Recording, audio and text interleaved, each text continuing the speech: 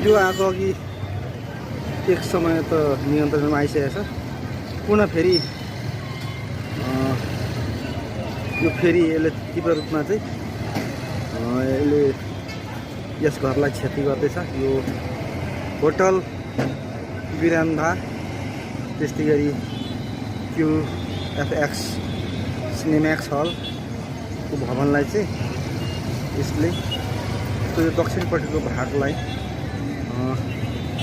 त्यसको तेस्रो तला बाटोमाथि पूर्ण रूपमा क्षति बनाइसकेको छ। भाइ गाइस, यो चाहिँ सुनसरी जिल्लाको इटहरी उपमहानगरपालिकाको यो पूर्वकै सबैभन्दा ठुलो चोक इटहरी चोक नजिकै लागेको यो आगो हो। यो चाहिँ करिब आज 9:30 बाट सुरु भएको आगो अहिले 10 बज्दा